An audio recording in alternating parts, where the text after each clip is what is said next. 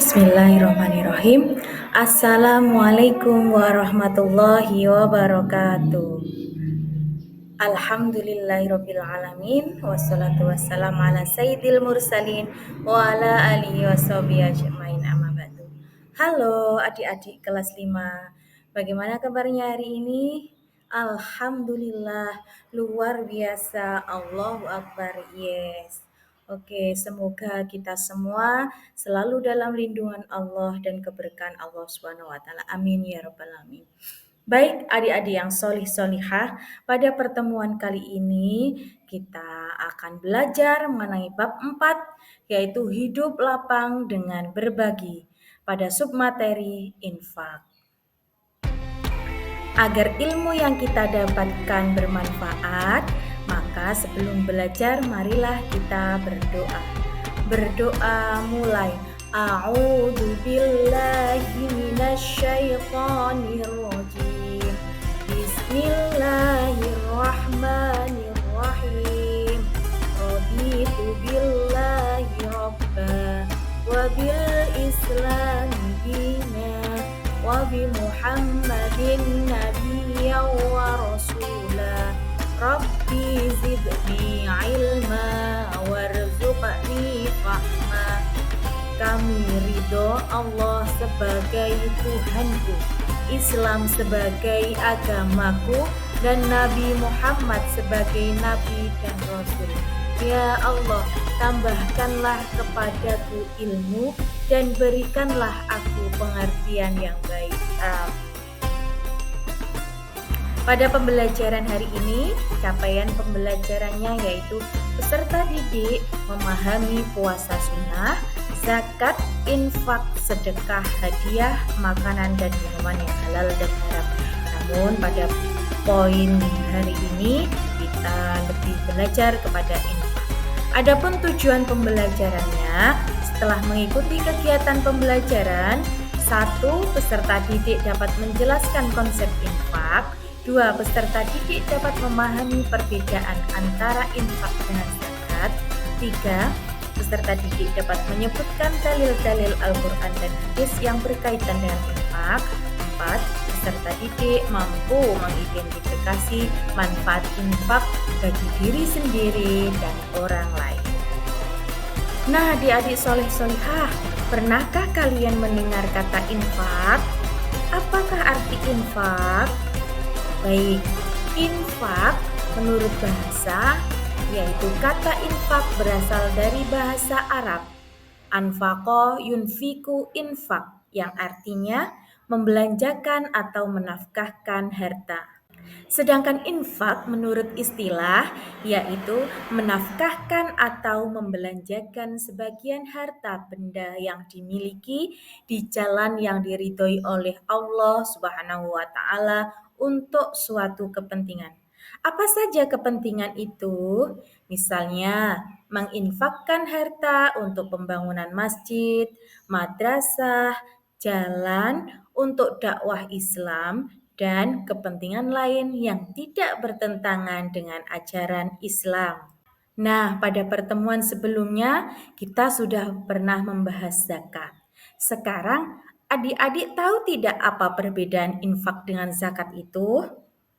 Ya, hari ini perbedaan infak dengan zakat yaitu infak tidak memiliki ketentuan-ketentuan sebagaimana zakat. Yang kedua, infak tidak mengenal nisab atau jumlah harta yang ditentukan secara hukum. Yang ketiga, infak tidak harus diberikan kepada mustahik zakat, melainkan kepada siapapun, misalnya orang tua, kerabat, anak yatim, orang miskin, atau siapa saja yang membutuhkan. Allah Subhanahu wa taala telah memerintahkan kita untuk melaksanakan infak sebagaimana Al-Qur'an surat Ali Imran ayat 92. A'udzu billahi minasyaitonir rajim.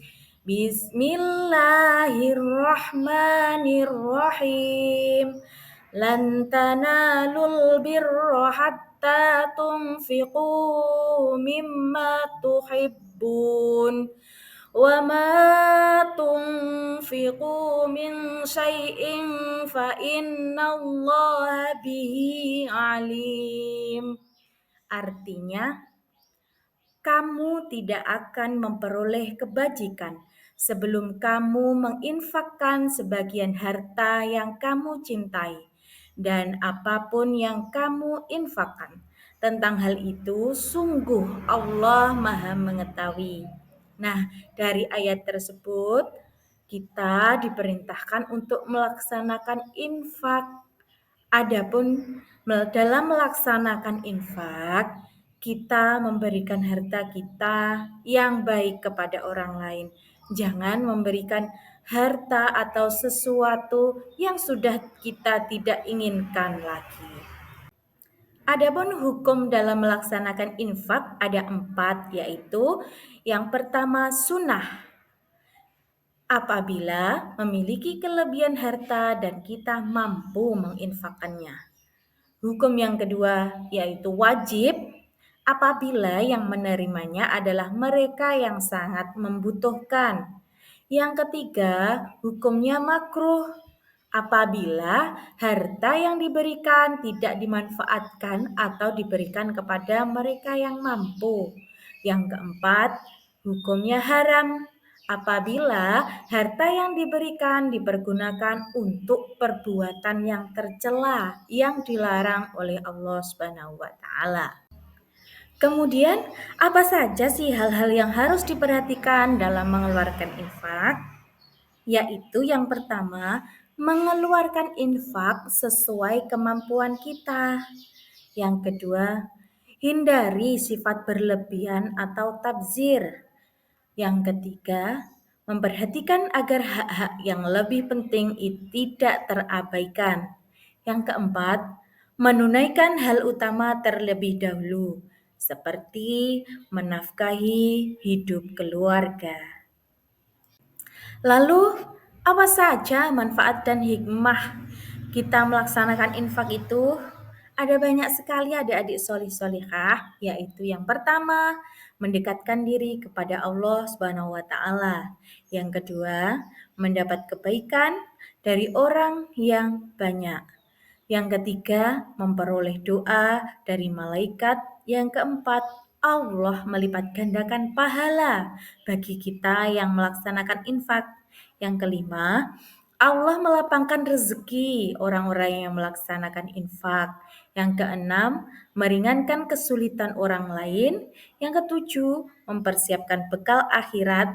Yang kedelapan, meningkatkan syiar Islam. Baik adik-adik, itulah materi kita hari ini, yaitu infak. Semoga semuanya dapat memahami dengan baik dan mendapat ilmu yang bermanfaat dunia akhirat. Amin ya robbal alamin. Dari Ibu Novi cukup sekian. Akhirul kalam, billahi taufik wal hidayah. Wassalamualaikum warahmatullahi wabarakatuh.